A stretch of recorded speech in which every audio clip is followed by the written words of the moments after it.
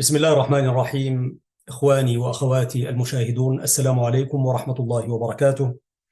أسأل الله سبحانه وتعالى أن يجمعنا وإياكم دائما على خير. اللهم لا علم لنا إلا ما علمتنا إنك أنت العليم الحكيم. أرحب بكم أيها الإخوة والأخوات وأحييكم تحية الإسلام الخالدة. السلام عليكم ورحمة الله وبركاته.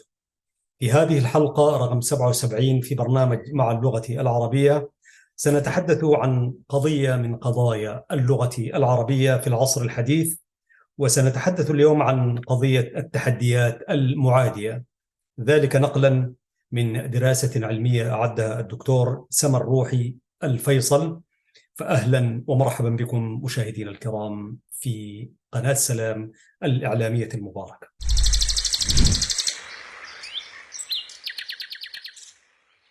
بسم الله الرحمن الرحيم. يقول الله سبحانه وتعالى في محكم تنزيله: لسان الذي يلحدون إليه أعجمي وهذا لسان عربي مبين. صدق الله العظيم. في هذه الحلقة مشاهدينا الكرام وعبر شبكة سلام الإعلامية المباركة أحييكم تحية طيبة مباركة، وأدعوكم لمتابعة هذه الحلقة تحت عنوان التحديات المعادية للغة العربية في العصر الحديث، نقلا عن كتاب ودراسة علمية أعدها الدكتور سمر روحي الفيصل، ويتحدث اليوم عن التحديات المعادية. يقول في دراسته: اتهم الدكتور ويلهلم سبيتا في كتابه قواعد العربية العامية في مصر الصادر عام 1880، اتهم اللغة العربية بالصعوبة، أي أنها لغة يصعب على الأجنبي والعربي تعلمها، ولهذا السبب هجرها العرب وراحوا يستعملون العامية في حياتهم اليومية. ولو كانت سهلة مرنة كما هي حال اللغات الأجنبية لاعتمدها العرب في تفكيرهم واستعمالهم وكتاباتهم، لكنها لغة صعبة مقصورة على بعض الواجبات الدينية، ومن المفيد التخلي عنها لأنها تعوق التمدن والرقي، واعتماد العامية المصرية لأنها سهلة منتشرة في الوطن العربي. ولا بد من تعقيد قواعد العامية واستبدال الحروف اللاتينية بالحروف العربية لنقل العامية من لغة الحياة اليومية إلى اللغة الأدبية ولغة التأليف والكتابة والمعاملات. هذا ما قاله سبيتا في زعمه على أن اللغة العربية لغة صعبة ويدعو إلى العامية. يقول الدكتور سمر: ويمكننا القول إن سبيتا جمع فأوعى، بحيث لم يترك لزملائه الأجانب شيئا غير تفتيق الصعوبة وشرح فروعها. تلك حال كارل فورليس في كتابه اللهجة العربية الحديثة في مصر، وسيلدن وولمر في كتابه العربية المحكية في مصر، وفيلوت وباول في كتابهما المقتضب في عربية مصر، وويليام وولكوس في رسالته سوريا ومصر وشمال إفريقيا ومالطا تتكلم البونية لا العربية. وقد ظهرت هذه الكتب بعد كتاب سبيتا حاملة شروحا وتفصيلات ودعوات صادرة عن أناس يدعون الخير للعرب، فيدعونهم أو يدعونهم إلى هجر الفصيحة واعتماد العامية، لأنها في رأي وولكوس سبب عدم وجود قوة الاختراع لدى المصريين. ولهذا السبب نصحهم بنبذ هذه اللغة الصعبة الجامدة واتخاذ العامية أداة للتعبير الأدبي اقتداء بالأمة الإنجليزية التي أفادت فائدة كبيرة منذ هجرة اللاتينية التي كانت لغة الكتابة والعلم يوما ما. يقول الكاتب الدكتور سمر: ولا أشك في أن الصعوبة هي التحدي المعادي الذي استمر حيا من كتاب سبيتا إلى الوقت الحاضر، والدعوة إلى العامية وهجر الفصيحة واستبدال الحروف اللاتينية بالحروف العربية واعتماد اللغات الأجنبية في التعليم الجامعي إلا تحديات فرعية تدور في فلك الصعوبة وتمتح منها. وليس بغريب أن تعد الصعوبة جانبا من جوانب المشكلة اللغوية العربية، بل الغريب أن يختلط أمرها على العرب، فلا يكاد بعضهم يميز ذوي النيات الحسنة من ذوي النيات السيئة. وهذا ما دعاني إلى السؤال: هل الصعوبة مشكلة لغوية حقيقية أو زائفة؟ إذا كانت حقيقية، فلما لم ينصرف الجهد إلى وضع الحلول الملائمة لها؟ وإذا كانت زائفة، فلما لم يستطع العرب القضاء عليها طوال قرن ونيف؟ لماذا تسير البحوث والدراسات اللغوية في اتجاه ويسير الواقع اللغوي في اتجاه مغاير له؟ لماذا لم تنجح الدعوة إلى استبدال الحروف اللاتينية بالحروف العربية، في حين نجحت الدعوة إلى اتخاذ اللغات الأجنبية لغة التعليم في الجامعات والمعاهد العليا؟ وما مصير الدعوة إلى تيسير النحو؟ الأسئلة كثيرة عزيزي المستمع والمشاهد الكريم، كما يطرحها الدكتور سمر روحي. يقول: الأسئلة كثيرة يفضي بعضها إلى بعض، فكيف أفحص الصعوبة التي ولدت هذه الأسئلة وغيرها لمعرفة موقعها من المشكلة اللغوية العربية؟ هكذا يتساءل. يقول: لقد عزفت عن مناقشة الآراء الفردية لتعددها وتباينها، وآثرت المنهج الكلي التحليلي الذي يساعد على مناقشة الصعوبة على أنها الإطار العام للتحدي المعادي للغة العربية الفصيحة، ثم رحت أستقرئ التحديات الفرعية وأستنبط دلالاتها وأقدم وجهة نظري فيها، مستعينا بالمنهج التاريخي حينا والوصفي التحليلي حينا آخر. أولا، حرص سبيتا وأتباعه الأجانب على أن تكون صعوبة الفصيحة استراتيجية، أي استراتيجية الحرب النفسية التي شنوها على اللغة العربية الفصيحة بغية قطع صلة الأمة العربية بماضيها وتراثها ودينها الإسلامي. وحجتهم في ذلك تعقد بنية الفصيحة وتعدد قوانينها واتساع متنها، وهذه الصعوبة حالت دون مرونتها وصيرورتها لغة للمدنية الحديثة، كما قادتها إلى الجمود والتقوقع والابتعاد عن الحياة اليومية. ودليلهم على هذه الصعوبة ندرة متقنيها من العرب ولجوء أبنائها إلى العامية لما وجدوه فيها من مرونة وسهولة وقدرة على التعبير على أفكارهم بأيسر السبل اللغوية. ثم إن المدنية الحديثة تحتاج إلى لغة مرنة طيعة لحاجات البحث العلمي والكشوف والاختراعات، ولا تتوافر هذه الصفات العصرية في الفصيحة، ولذلك كانت نسبة الأمية كبيرة في المجتمع العربي، في حين تتحلى العامية بهذه الصفات ولكنها منطوقة غير مكتوبة، فإذا قعدت قواعدها انتشر العلم بواسطتها أو بوساطتها. وهذا هو مغزى محاضرة ويليام وولكوس: لما لم توجد قوة الاختراع لدى المصريين الآن. ولا بأس في أن أقتبس كما يرى الدكتور سمر، أن أقتبس هنا جانبا من المحاضرة دالا على رأي وولكوس: أنتم أيها المصريون لن تزالوا قادرين على إيجاد قوة الاختراع لديكم كما فعلت إنجلترا، فإنه يوجد فيكم أناس كثيرون توفرت فيهم الشروط المارة، ولكن بسبب عدم وجود لسان علمي مشهور فيما بينكم لم تتحصلوا على شيء وأضعتم أعمالكم سدى. والسبب في ذلك أن الكتب العلمية الدنيوية يؤلفها أربابها بكلام مثل الجبال، وفي آخر الأمر لا يلد هذا الكلام الصعب إلا فأرا صغيرا، ومن نشأ ذلك إلا من كون اللسان العلمي غير مشهور فيما بين العامة، فبمجرد وضع الأفكار في الكتب تموت ولم تعد تحيا، فكأنهم يكفنونها في الورق ويدفنونها في جلود الكتب.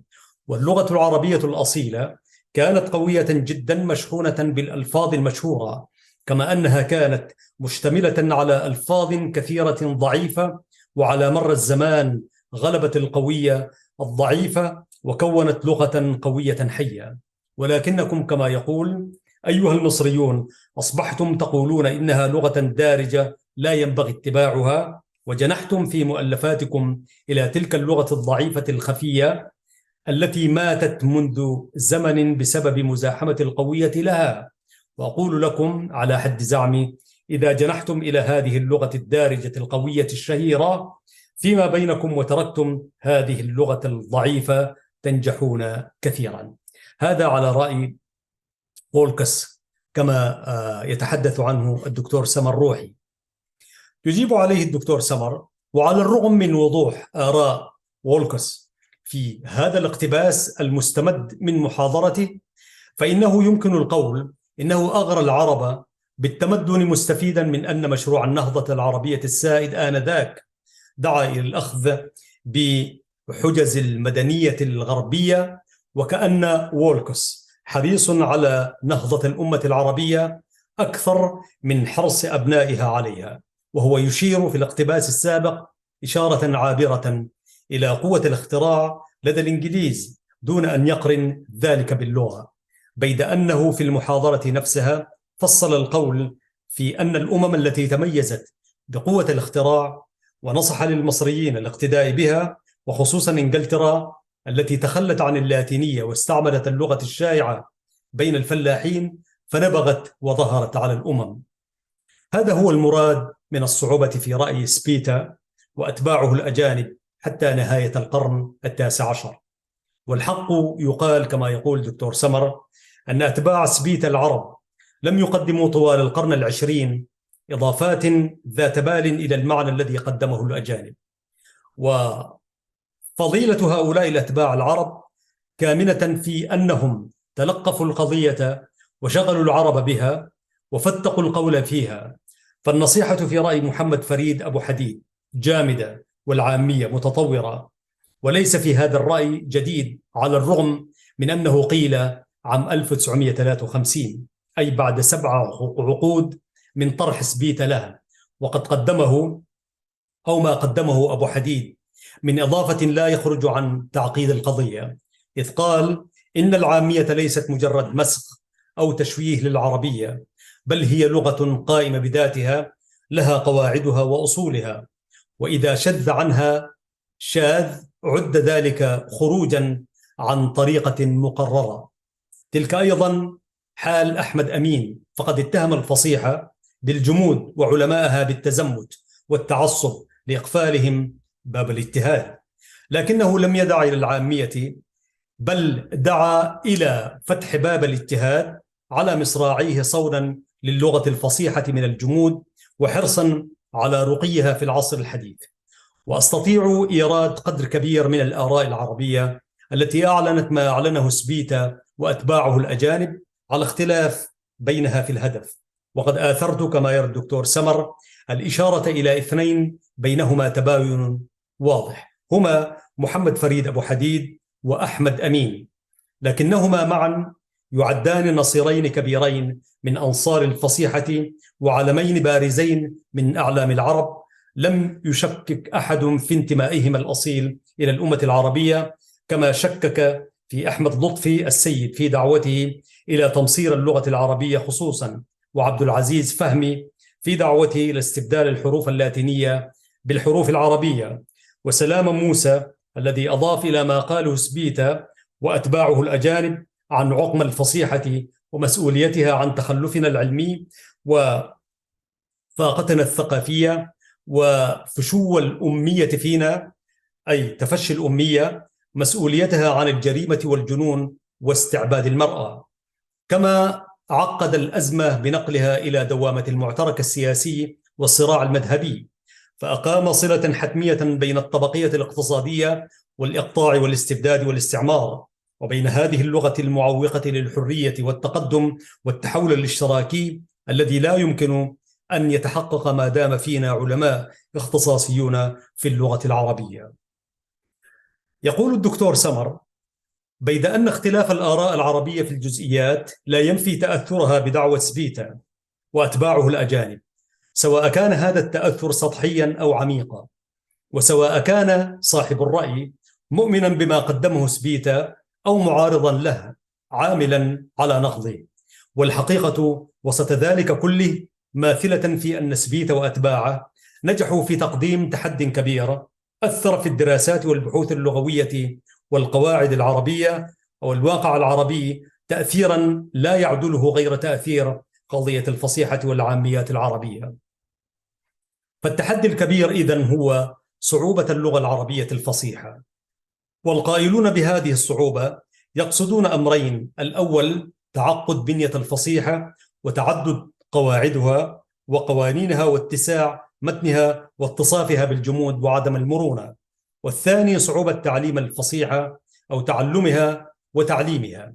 أما الأمر الأول فلا تقره البحوث اللغوية الحديثة، لأن اللغات كلها صعبة، لكل لغة منها قواعد وبنى ومتون ليس من اليسير امتلاك ناصيتها. ولو لم تكن اللغات صعبة لاستوى الناس في إتقان لغات أممهم، ولما كانت هذه حاجة إلى اللغويين في العالم كله. إن اللغة أي لغة كانت صعبة وتحتاج إلى إتقانها، أي تحتاج إتقانها إلى معارف نحوية وبلاغية وعروضية ومهارات لغوية كالحديث والقراءة والكتابة. وتتباين اللغات البشرية في الصعوبة تبعا لقدمها وحداثتها، فاللغات العريقة كالعربية أكثر صعوبة من اللغات الحديثة كالإنجليزية والفرنسية، لكن ذلك لا يعني أن اللغات الحديثة سهلة، ولو كان كذلك لما شكى أهلها منها. ومن ثم فلا معنى لأغراء العرب بتعلم الإنجليزية أو الفرنسية بحجة سهولتهما، لأن المتعلم سيواجه من الصعوبة قدرا وافرا لا يواجهه في أثناء تعلمه لغة أمه العربية. أما الأمر الثاني الخاص بصعوبة تعلم الفصيحة وتعلمها فصحيح لا يخطئه ولا تخطئه عين أي باحث، بيد أن الصعوبة هنا ليست نتيجة بديهية لتعقد الفصيحة وتعدد قوانينها واتساع متنها كما حاول سبيتا وأتباعه من الأجانب والعرب الإيهام بذلك، بل هي صعوبة تربوية لا علاقة لها باللغة، وإن كانت اللغة موضوعها. ولا سوف أناقش هذا الجانب التربوي في أثناء حديثي عن تيسير النحو.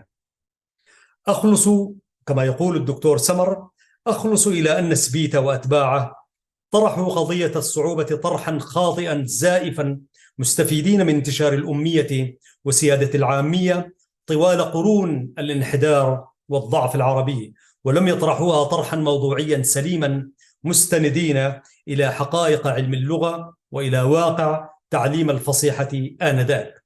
وليس هناك تعليل لهذا الانحراف عن القصد غير الواقع العربي، إذ إن الفصيحة كانت آنذاك عنوان مشروع النهضة العربية، ولا بد من وأدها أو التشكيك فيها في أثناء نثر المعوقات أمام هذا المشروع العربي الأصيل.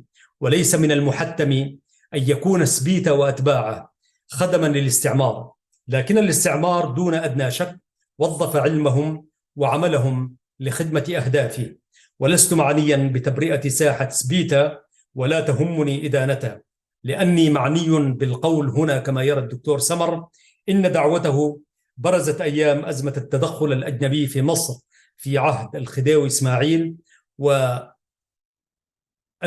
حمي وطيسها بعد القضاء على ثورة أحمد عرابي، وسفرت عن العداء الرسمي بعد سيطرة الإنجليز على مصر سيطرة تامة، وإعلانهم عام 1889 اللغة الإنجليزية لغة التعليم في المدارس المصرية، وإغلاقهم مدرسة الألسن مركز الإشعاع الفكري آنذاك، وسيطرتهم على الأزهر الشريف المركز التقليدي للفصيحة أي اللغة العربية. ومهما يكن أمر حامل لواء العداء، فإن قضية الصعوبة انتشرت في مصر انتشار النار في الهشيم نتيجة التضاد بين الاتجاه الذي قادته إنجلترا والاتجاه الذي حمل لواء الفصيحة، أو ما عرف اختصارا بعد ذلك بالصراع بين دعاة العامية وأنصار الفصيح. وعلى الرغم من أن محمد الكتاني فسر اختلاف هذا الصراع بين مصر والشام بأنه تناقض في موقف الوعي القومي، فإن النتيجة واحدة، هي أن الاستعمار الإنجليزي والفرنسي والإيطالي اعتمد خطة واحدة في الوطن العربي، وهي إحلال لغته محل اللغة العربية الفصيحة، وشجع العاميات العربية مستندا في هذه الخطة إلى صعوبة الفصيحة ومرونة العامية وقدرة لغته وسهولتها. والثابت أنه نجح في جعل الأمور الآتية تحديات فرعية استمدت حياتها من التحديات والتحدي الكبير الخاص بالصعوبة، وقوتها من الحرب النفسية التي لم تهدأ بعد رحيله عن الوطن العربي، وهي مثل هذه العناوين: الدعوة إلى العامية، تيسير الكتابة العربية، تيسير النحو، التعليم باللغات الأجنبية، وغيرها من المشاريع. أعتقد كما يرى الدكتور سمر روحي أن بعض التحديات الفرعية الأربعة السابقة التي طرحها الاتجاه المعادي يبدو على أقل تقدير بعيدا عن الصعوبة قريبا من الطموحات التي يسعى العرب إلى تحقيقها. وربما كان ذلك مصادفة، غير أنني نفيت هذا الاحتمال ورحت أفحص التحديات وأحللها محتواها، أي أحلل محتواها وأربطها بالتحدي الرئيسي لأحدد الأسلوب العلمي الملائم للرد عليها والنهوض بالفصيحة في العصر الحديث. أيها المشاهدون الكرام، لازلتم مع قناة سلام الإعلامية المباركة وحلقة في برنامج مع اللغة العربية.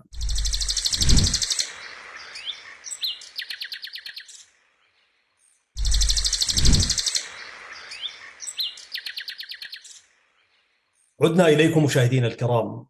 يقول تحت عنوان الدعوة إلى العامية، أي تلك البنود الأربعة التي طرحت: إن الدعوة إلى العامية قضية زائفة المحتوى، لم تكن في حاجة إلى الضجيج الذي ملأ أسماع الوطن العربي طوال قرن ونيف، وما زال شبحه يجثم على صدور اللغويين العرب ومحبي الفصيحة والناطقين بها.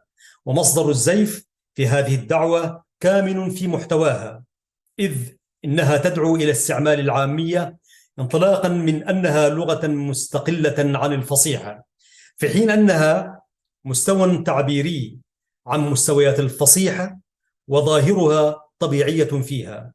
وسبق القول في القضية الأولى إنه يمكن الاعتماد والاطمئنان إلى أن العاميات التي نستعملها الآن في الوطن العربي ما هي إلا حصيلة التفاعل اللغوي بين اللهجات العربية الوافدة من الجزيرة العربية صحبة الفاتحين ولغات سكان البلاد الأصليين، ونتيجة التطور الذي طرأ على هذا التفاعل عبر القرون.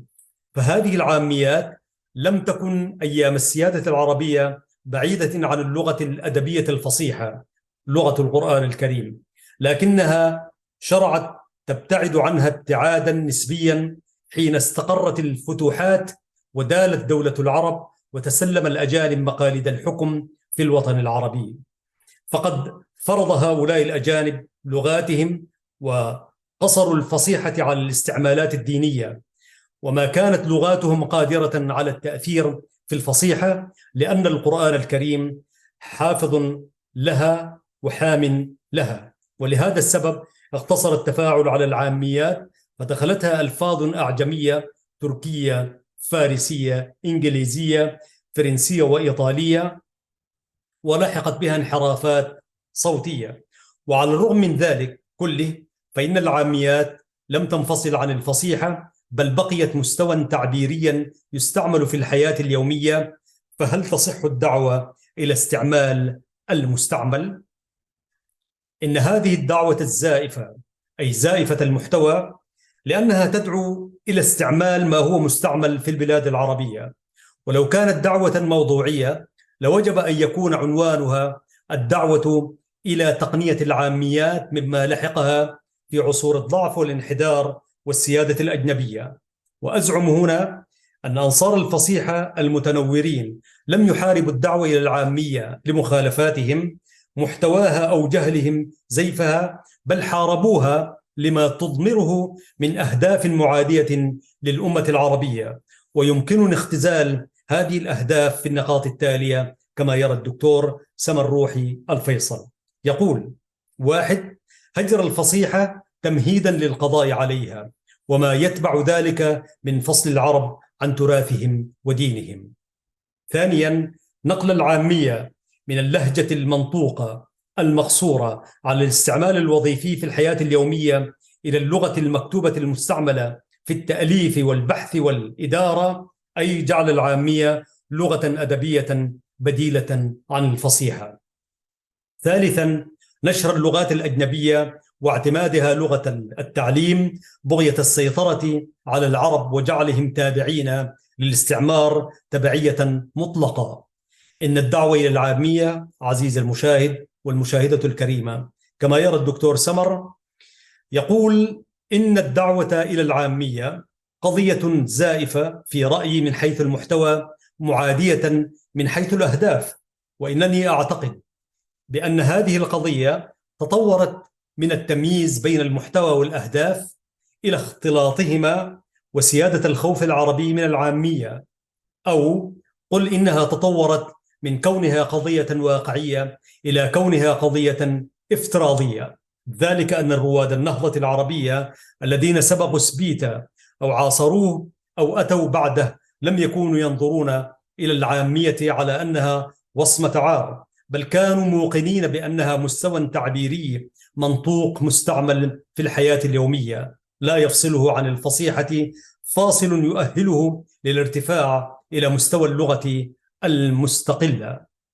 كما كانوا يدركون أن تفشي الأمية سبب ازدهار العامية، ومن ثم راحوا يعملون على نشر التعليم وإيقاظ العرب، بل إنهم شرعوا يفصحون العامية لمعرفة ميزاتها، وأي يفصحون حقيقة لمعرفة ميزاتها ليستفيدوا منها في نشر الفصيحة. وما فعله عبد الله النديم في صحيفة الأستاذ مجرد مثال على وعي الظروف الموضوعية للفصيحة والعامية، إذ خصص بابا للعامية ليتمكن قراء الصحيفة من متابعة الأفكار الإصلاحية. ونصت نفوسة سعيد على أن عمل رفاق أو الذين سبقوها مثل الطهطاوي ويعقوب صنوع وزينيبيري ومحمد النجار لم يخرج عن هذا الوعي. فقد صرح محمد النجار صاحب مجلة الأرغول التي ظهرت بمصر عام 1894 بعد استعماله الفصيحة والعامية معا إنه استخدم العامية لأنها قريبة من متناول العامة الذين يريدون تهذيبهم وتثقيفهم، ولأنه يريد أن يتدرج بأسلوبه من العامي إلى الفصيح تبعا لكون الأسلوب الفصيح هو الغاية التي ينشدها للتفاهم مع العامة. وليس اللجوء إلى العامية بجديد بالنسبة إلى الرواد جميعا، فقد عني العرب قديما بها من أجل خدمة الفصيحة ذاتها والمحافظة عليها سليمة من التحريف واللحن والدخيل. والمعروف أن هؤلاء الرواد كانوا يواجهون قضية ينبض الواقع بها، هي اتساع الشقة بين العامية والفصيحة، وكانوا في الوقت نفسه يواجهون دعوة المستعمر لاستعمال العامية وتدوينها وهجر الفصيحة ونشر اللغة الأجنبية. وعلى الرغم من أنهم كانوا يميزون جيدا بين محتوى الدعوة وأهدافها، فإنهم ما كانوا يطيقون صبرا على محاولات تعقيد العامية ونشر اللغة الأجنبية، وقد اضطرهم هذا الأمر إلى التخلي عن محاولاتهم تقريب العامية من الفصيحة كما فعل عبد الله النديم حين أغلق الباب الذي خصصه للعامية في صحيفة الأستاذ بعد أن أحس بخطر دعوة الإنجليز إلى العامية، وخشي من أن يختمها عمله في الصحيفة. وحيرة النديم لم تكن فردية بل كانت عامة شاملة للرواد كلهم، إذ شعروا أن المستعمر وظف لجوءهم إلى العامية لإيقاظ العرب والارتقاء بفكرهم ولغتهم لخدمة أهداف دعوته. ولهذا السبب آثروا تأجيل العمل في محاولاتهم الإفادة من العامية، وانصرفوا إلى جميع محتوى الدعوة وأهدافها في بوتقة واحدة، ومعاداة كل عامل على بعث العامية أو استعمالها أو تقنينها. وكان ذلك إيذانا بخوفه من العامية، ذلك الخوف الذي استمر حيا سنوات طويلة، وآن للنفوس العربية أن تبرأ منه. أظن كما يرى الدكتور سمر، أظن أن الدعوة إلى العامية انتقلت في أثناء هذه المرحلة الواقعية من الصراع بين أنصار الفصيحة ودعاة العامية من الأجانب وأتباعهم العرب إلى الصراع بين أنصار الفصيح ودعاة العامية من العرب، فأصبح الصراع عربيا، أو قل نجح المستعمر في فرض القضية ذات المحتوى الزائف على الواقع اللغوي العربي، ووجه اللغويين العرب إلى الدفاع عن الفصيحة بدلا من العمل على نشرها ورفعة شأنها، ونجح في الوقت نفسه في فرض لغته على مؤسساته أي مؤسسات الدولة من غير أن يقاوم أحد مقاومة جدية، وشرع يغذي الانبهار العربي بالغرب الأوروبي من غير أن يتخلى عن عد الصعوبة أي استراتيجية في الحرب النفسية. والثابت تاريخيا عزيز المشاهد أن المستعمر أخفق في إبعاد العرب عن الفصيحة وفي نقل العامية إلى مستوى اللغة المكتوبة، ويعزى إخفاقه في ذلك إلى مسوغين موضوعيين: أولهما وضوح الهدف أمام أنصار الفصيحة وتمسكهم به، وإعلانهم الفصيحة عنوان المشروع القومي النهضوي، فضلا عن جهدهم العلمي في نشرها وإحياء تراثها. وثانيهما الارتباط بين الفصيحة والقرآن الكريم، واستحالة تعقيد العامية واتخاذها لغة أدبية، ذلك إن قيمة العامية كامنة في أنها منطوقة، وقد نبعت مرونتها وحرارتها من هذا الأمر، فإذا دونت جمدت، وبات من المحتم نشوء عامية أخرى جديدة، فضلا عن أن الحيرة في اختيار إحدى العاميات العربية ستبرد جلية، وسيثار الجدل من جديد حول صلاحية العامية المختارة للتعقيد والتقنين. ومن العبث كما يرى الدكتور سمر أن يظن بأن الدعوة إلى العامية ماتت بعد استقلال الدول العربية عن الاستعمار الأجنبي وإنزال العامل الذي شجعها وقاد خطواتها ومكن لها في الأرض العربية. ولذلك نحن مشاهدين الكرام نستعرض هذا المقال، لأن الدعوة إلى العامية منتشرة في كثير من الدول العربية، وبعضهم أدخلها في وسائل الإعلام، فلا تكاد تسمع كلاما عربيا فصيحا إلا ما ندر في كثير من القنوات العربية والإعلام المشاهد والمسموع. هنالك دعوة سرية وعلنية إلى استخدام العامية، بل هنالك من يقرأ أخبار بالعامية، وهذه مشكلة. ولذلك نستعرض هذا المقال لأهميته. أعود إلى مقال الدكتور سمر روحي الفيصل فيقول: الدليل على بقائها حية غير مستمدة من الدعاة الجدد الذين توالى ظهورهم في هذا البلد العربي أو ذاك، بل هو مستمد من الخوف الذي رسخ في النفس العربية، فحال دون أي معالجة تهدف إلى تضييق الشقة بين العامية والفصيحة،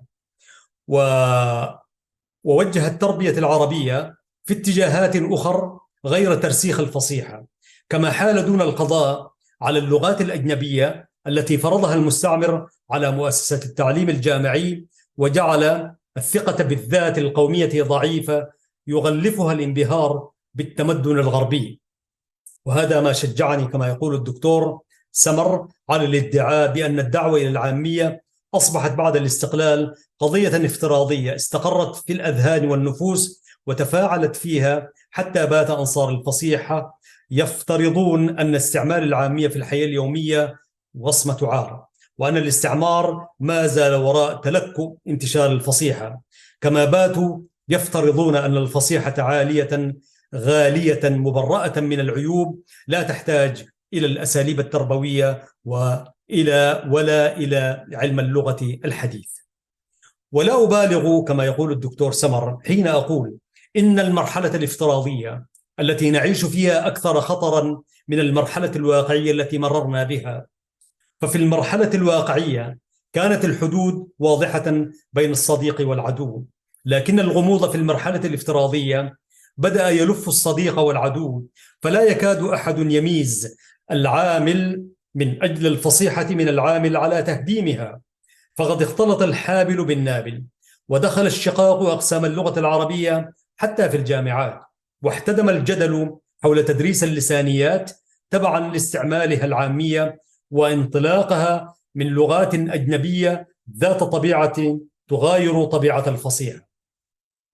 وما ذلك كله إلا نتيجة الافتراض الذي عللنا أنفسنا به، وغطينا أدواءنا ببرود منسوجة من مصنعه.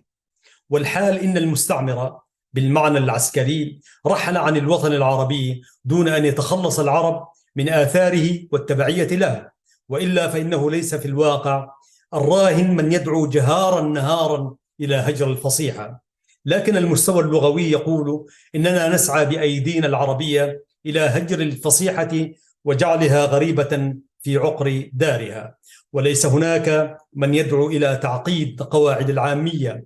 لكن الواقع اللغوي العربي يقول إن العامة، أي إن العامية ما زالت سائدة، وأن الشق بينها وبين الفصيحة ما زالت متسعة، بل إننا زدنا الطين بلة حين مكنا للعامية في آدابنا وعلومنا ومؤسساتنا التعليمية. ليس هناك من يجسر على إعلان الدعوة إلى استعمال اللغات الأجنبية، لكن الواقع اللغوي العربي يقول إن غالبية الجامعات العربية تدرس مساقاتها العلمية بإحدى اللغتين، الإنجليزية أو الفرنسية. ألسنا نعمل على تجسيد أهداف الدعوة إلى العامية من حيث نظن ونعلن أننا نناهضها ونحارب الداعين إليها؟ هكذا يتساءل الدكتور سمر. أخلص إلى أن الدعوة إلى العامية زائفة المحتوى معادية الأهداف، لكن الاستعمار نجح في غرسها في الأرض العربية، وجند لها من العرب أضعاف ما جند لها من الأجانب، وتمكن بوساطة ذلك من جعلها الشغل الشاغل للأمة العربية طوال قرن ونيف، وطرحها بديلا من الفصيحة الصعبة المعقدة. وسواء كان يعلم زيف محتواها أو لم يكن يعلم بذلك، فإنه استطاع صرف جهد اللغويين والأدباء العرب إلى قضية غير موضوعية، بل إنه خلق لهم قضية يطول الجدل حولها والنزاع بشأنها والانقسام حولها، وأبعدهم في الوقت نفسه عن مقاومة محاولات فرض لغته على مؤسسات الدولة، وغرس فيهم الخوف من العامية التي يستعملونها في حياتهم اليومية، وضمن بذلك كله تبعيتهم له، وخلفهم وراءه شيعا وأحزابا عاجزين عن تبديل الخط الذي رسمه لهم، وإن ظنوا زورا أنهم نالوا حريتهم كاملة. فإذا كانت تلك حالة الدعوة إلى العامية، فإن التخلص منها منوط بالعمل التربوي على إنجاز 3 مهمات: أولها إعادة الثقة بالفصيحة، وثانيها ترسيخ المفهوم العلمي لعلاقة الفصيحة بالعامية بغية التحرر من الأوهام اللغوية والنفسية، وثالثها إقصاء اللغات الأجنبية عن التعليم الجامعي وإحلال الفصيحة محلها. وهذه المهمات ال3 تعبير عن حاجة اللغة العربية الفصيحة إلى الحياة في العصر الحديث، فضلا عن أنها رد علمي موضوعي على التحدي الذي أعلنه أتباع الدعوة إلى العامية. وكنت ذكرت رأيي في المفهوم العلمي للعلاقة بين الفصيحة والعاميات العربية كما يقول الدكتور، وسأعرض قائلا بعد قليل رأيي في التعليم الجامعي باللغات الأجنبية. أما المهمة الأولى الخاصة بإعادة الثقة بالفصيحة، فهي في رأيي من اختصاص التربويين واللغويين معا، لأنها قيمة مكتسبة وليست فطرية، فلا بد من تربية الجيل بعد الجيل على قيم احترام اللغة الفصيحة وعدم الاكتفاء بالاعتزاز اللفظي بها. وغرس هذه القيمة تحتاج إلى زمن طويل وخطط واضحة محددة وعمل دؤوب يجعل الإنسان العربي يلمس مكانة الفصيحة في حياته الاجتماعية والوطنية والقومية. ويصيغ جمالها ويتمكن من استعمالها بسهولة ويسر حديثا وكتابة. ويخيل إلي إن التعليم الشكلي للغة والاعتزاز اللفظي بها لا يساعدان على غرس قيمتها ولا يقودان إلى الاقتناع بمكانتها، ومن ثم يخفقان في تكوين السلوك اللغوي المعبر عن احترامها. ولعلني أجانب الصواب حين أعتقد بأن قيمة احترام اللغة الفصيحة في الأهداف التربوية العربية لا يجاوز النص عليها إلى تجسيدها في المناهج والكتب، فضلا عن أن وسائل الإعلام خصوصا والمدارس الخلفية عموما تعين التربية النظامية على الاستهانة بالفصيحة عمليا والاعتزاز بها لفظيا. وليس هناك دواء سحري يغير هذا الموقف العجيب من اللغة القومية، إلا أن الوعي التربوي والقرار السياسي قادران على وضع اللبنات الأولى في الطريق الطويلة إلى اكتساب احترام اللغة الفصيحة. ثانيا، تيسير الكتابة العربية. يقول الدكتور سمر روحي: الدعوة إلى تيسير الكتابة العربية ذات وجهين، سلبي وإيجابي. أما الوجه السلبي فهو امتداد للتحدي المعادي الخاص بالدعوة إلى العامية، بل إنهما معا نهلا من كتاب سبيتا قواعد العربية العامية في مصر الصادر عام 1880. ففي هذا الكتاب دعوة إلى استبدال الحروف اللاتينية بالحروف العربية، وتزيين لهذا العمل وإغراء به وتجسيد له بكتابة بعض النصوص العربية المصرية بحروف لاتينية. والمسوغ لهذا الاستبدال كامن في أن الكتابة العربية خالية من حروف الحركات، وفي أنها عقيمة معقدة لا تساعد القارئ على الفهم والنطق السليم. ولم يضف أتباع سبيتا من الأجانب والعرب جديدا، وإن كان لهم فضل الحديث عن الدعوة وتفتيق القول فيها. ولعل الاقتراح الذي قدمه عبد العزيز فهمي لمجمع اللغة العربية في القاهرة عام 1943 أفضل صور الاتباع وأكثرها تمحيصا، وهذا بيان به. حرص عبد العزيز فهمي على تقديم المصوغات الآتية بين يدي مشروعه: تقليد الأمم الراقية علميا وصناعيا، فهذه الأمم تستعمل حروف الحركة في كتابتها. أما الأمم المتأخرة فهي الأمم التي لا حروف لحركاتها أو لا حروف حركات لديها. محاكاة تركيا التي أصبحت أمة راقية بعد اتخاذها الحروف اللاتينية بديلا من العربية. الضرر الناجم عن قطع صلة الجيل الجديد بمخلفات أسلافه يمكن علاجه بإنفاق مبلغ من المال في طبع أمهات المعاجم اللغوية وكتب الأدب والفن بالرسم الجديد. أما طريقته فتتلخص في الإبقاء على 5 أحرف عربية و15 حرفا لاتينيا، وإضافة زوائد ووضع حركات للحركات على النحو التالي.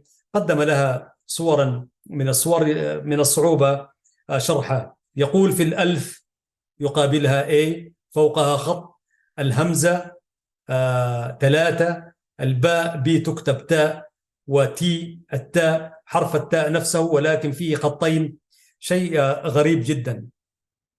على كل، يرى الدكتور سمر أما مزايا طريقته فهي 16 مزية يمكن اختزالها في 7 نقاط، وهي: تؤدي نغمات الحرف العربية كلها لكل نغم حرف واحد لا يشترك غيره معه في أدائه، قلة النقط وعدم اختلاف أعداده ومواضعه، الحفاظ على هيكل الحرف منفصلا ومتصلا، وهذا يسهل التعليم والتعلم ويجنب المعلمين خداع التلاميذ والقراء خداع الكتاب، اختصار زمن تعليم الطفل والقراءة والكتابة ومساعدته على إتقان اللغات الأجنبية، سهولة قراءة الأعلام الأجنبية والاصطلاحات العلمية والكلمات المعربة، وسهولة تعلم الأجانب العربية ومنعهم من تشويه أعلامنا. قد يفكر الأجانب في الاستفادة من بعض الحروف بديلا عن مركباتهم المزجية، تيسير الطباعة ومنع التصحيف والأغلاط المطبعية. أما النقد الذي وجهه الدكتور سمر روحي للرأي الذي تقدم به عبد العزيز فهمي، فيقول: أما النقد الذي وجه إلى هذه الطريقة فهو: إن أفادت هذه الطريقة في قراءة الكلمة المكتوبة على صورة واحدة فإنها لا تمنع من كتابتها على صور متباينة تبعا لاختلاف الكاتبين في العلم بصحة الوزن والصيغة والإعراب، لأن تيسير الرسم لا يغني عن تعرف الصواب عن طريق النحو والصرف، ومع العلم بالنحو والصرف تنتفي الحاجة إلى الطريقة المقترحة، ومع الجهل بهما لا عصمة للغة والقراءة. كلام منطقي يعني. اثنين، ليس فيها تيسير بالنسبة إلى كتابنا، بل فيها خلط بين الحروف اللاتينية والحروف العربية. ثالثا، لا تحقق الفائدة الخاصة بنشر العربية بين الأجانب. رابعا، لا تخلو رسم الحروف اللاتينية من صعوبات، وهذا ما دفع أهلها إلى ضبط السماع والتلقين، ففيها كلمات يختلف نطقها عن رسمها، وفيها حروف تنطق ولا تكتب كما في الإنجليزية تحديدا وفي الفرنسية. كذلك ليس هناك ارتباط بين تأخر العرب وعسر كتاباتهم، أي تعسر كتاباتهم. القياس إلى الأتراك غير صحيح، لأن الحروف العربية التي أهملوها ليست من صنعهم أساسا. يعوق الاقتراح مشروع توحيد الأمة العربية. كذلك يقطع الاقتراح الصلة بين السلف والخلف. أيضا الحروف العربية موفية بالغرض ولا حاجة إلى تغييرها، يكفي أنها لغة القرآن الكريم وما فرطنا في الكتاب من شيء. يقول الدكتور سمر: وسواء كان اقتراح عبد العزيز فهمي استجابة لدعوى سبيتا إلى استبدال الحروف اللاتينية بالحروف العربية أم استجابة للواجب اللغوي، فإن اقتراحه لم يخفق نتيجة المناقشات العلمية داخل مجمع اللغة العربية بالقاهرة، ولا نتيجة النقد الذي وجه إليه على صفحات المجلات، بل أخفق لفقدانه الأساس العلمي. وقد أشير في الفقرة الرابعة من النقد إلى هذا الأساس، غير أن الإشارة وردت موجزة بعيدة عن التحدي العلمي، ويمكن تعزيزها بالقول إن الهدف الرئيسي لمشروع عبد العزيز فهمي ولدعوة سبيتا قبله هو المطابقة بين النطق والكتابة منعا للخطأ في القراءة وترسيخا للفهم السليم، أي للفهم السليم. وهذه المطابقة غير علمية، وإن افترضنا إمكانية تحقيقها بحروف لاتينية أو عربية أو بأي حروف أو أشكال أخرى. ذلك إن النطق غير ثابت، بل هو متغير يختلف من جيل إلى جيل. فإذا حاول جيل المطابقة بين النطق والكتابة، فسيأتي جيل بعده يضطر إلى مطابقة جديدة، وهكذا تتغير الكتابة ويبدو دائما متخلفة عن الجيل الذي يكتب بها. ولو رفضنا هذه الحقيقة اللغوية ورغبنا في المطابقة، لكانت هناك استحالة في تنفيذها في اللغة العربية وفي اللغات الأجنبية، لأن هناك فرقا كبيرا بين ما ينطقه المتكلم وما تسجله الكتابة من نطقه عاميا كان أو فصيحا. فإن الكتابة في أي لغة تعجز بطبيعتها عن تسجيل جملة من الوظائف والظواهر النطقية العامة، كالنبر والتنغيم في حالات الاستفهام، والنفي والإنكار والتعجب والتحسر. بل إن الكتابة لا تكاد تؤدي في أي لغة أكثر من نصف الملفوظ. وقد قرر أنطون مايه أن اللغات كلها التي يستطيع الباحث في علم اللسان أن يلاحظها لغات لها صيغة مكتوبة، ومعظم الاختلافات في النطق التي تتميز بها اللهجات المختلفة والطبقات الاجتماعية المتباينة لا تظهر في الكتابة. هذا يعني أن هناك حقيقة لغوية في اللغات كلها، هي أن النطق متغير والكتابة الثابتة، ولا سبيل إلى المطابقة بينها، على أن لا نفهم من ذلك أن ثبات الكتابة شيء سلبي، لأن هناك خصائص للكتابة نابعة من ثباتها، هي لا تنتقل الكتابة، أي لا تنقل الكتابة التفاعلات الصوتية التي تؤثر في بنية الكلمة ونطقها، ولا تنقل الكتابة الخصائص المحلية والإقليمية. كذلك تحافظ الكتابة على الاستعمالات القديمة. لهذا السبب نعد الكتابة القرآنية حسب الرسم العثماني شيئا تاريخيا ثابتا لا يسمح بتغييره وتعديله. تستخدم الكتابة قواعد النحو ومفردات اللغة بدقة لتوفر الوضوح وتبتعد عن الغموض، ومن ثم توضح الصيغ النحوية وقيم المفردات. وقد لخص مايه هذه الخصائص بقوله: إن الكتابة عنصر محافظ يعمل على تثبيت اللغة أو على أداء شكلها المثالي حسب تعبير عبد الصبور شاهين. وإذا كانت قضية المطابقة باطلة علميا فإنها عبث من العبث أن نسعى إليها ونصرف الوقت والجهد في أمر ليس له أساس علمي، بل إن العبث يصبح جهلا حين نعتقد أن استبدال الحروف اللاتينية بحروفنا العربية يعيننا على المطابقة التي نرنو إليها، غافلين عن أي حال اللغات التي تكتب بحروف لاتينية لا تختلف عن حال اللغة العربية في شيء، وإن قيل إن الكتابة العربية أقل شذوذا في هذا الحقل من الكتابة في كثير من اللغات.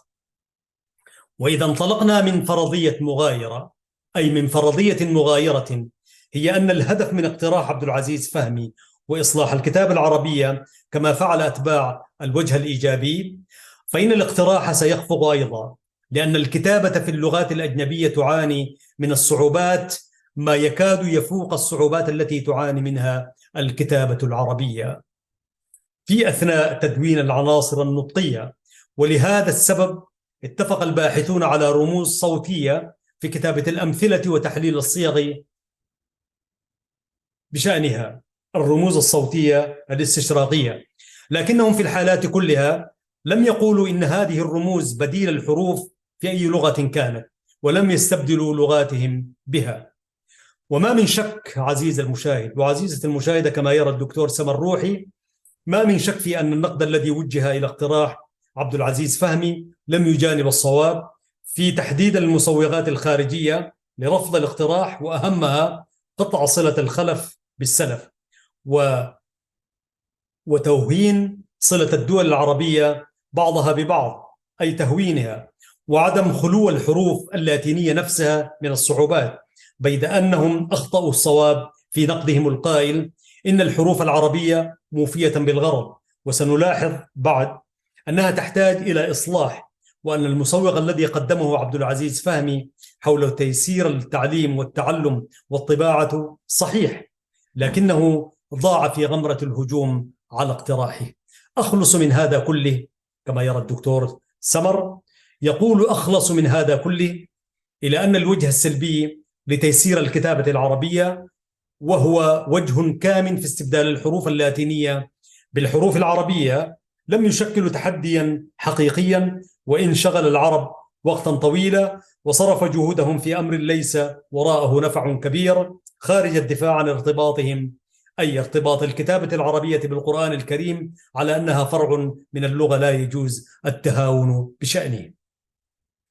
أما الوجه الإيجابي لقضية تيسير الكتابة فهو التحدي الحقيقي، ذلك أنني لا أبرئ الكتابة العربية من الصعوبات والمشكلات التي تعوق التعليم والتعلم وتجعل الطباعة أفضل وأيسر، ولا أشك في أن هذا الوجه الإيجابي رد فعل معافى عن الدعوة إلى استبدال الحروف اللاتينية بالحروف العربية. هذا واضح من اقتراح أحمد لطفي السيد عام 1899، وهو اقتراح خاص بوضع حروف للحركات والتنوين، بدلا من ضرب نكتب ضاربا، وبدلا من سعد نكتب ساعدون. وهكذا، وعلى الرغم من إخفاق هذا الاقتراح فإن الأساس العلمي سليم فيه، وهي مشكلة الحركات والتنوين. وقد برز هذا الأساس من جديد لدى علي الجارم 1944 ومحمود تيمور 1951 على خلاف بينهما في الاقتراح ونتيجته، إذ أخفق اقتراح الجارم وأجاز مجمع اللغة العربية اقتراح تيمور دون أن ينفذه.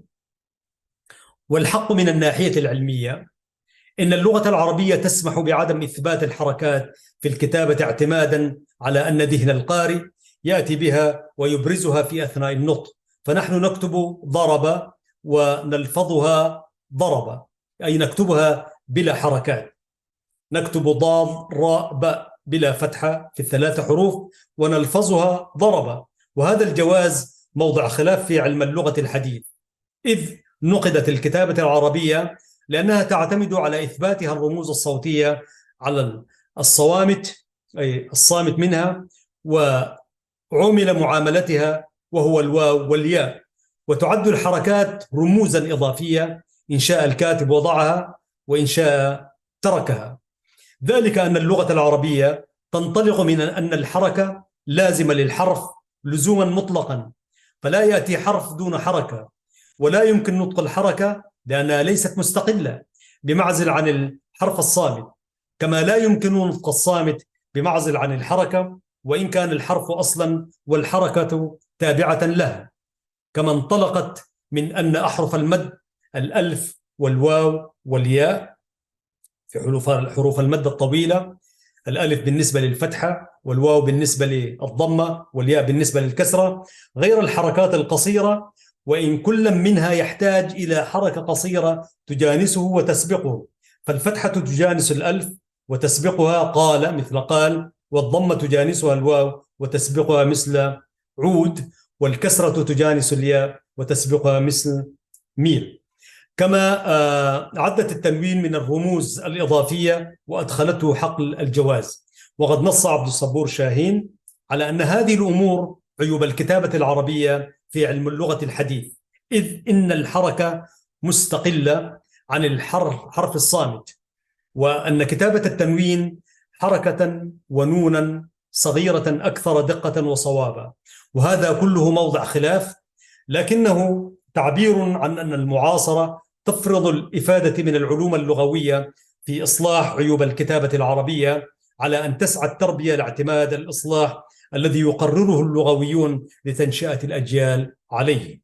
وإلا فما فائدة أن يجيز مجمع اللغة العربية بالقاهرة في الدورة 29 1963 حذف الألف من كلمة 100 وفصل الأعداد من 3 إلى 9 عن 100 فتكتب 300، وتبقى هذه الإجازة دون تنفيذ في الحقل التربوي والحقل العام، ويستمر نعت من يلجأ إليها بارتكاب الخطأ الإملائي.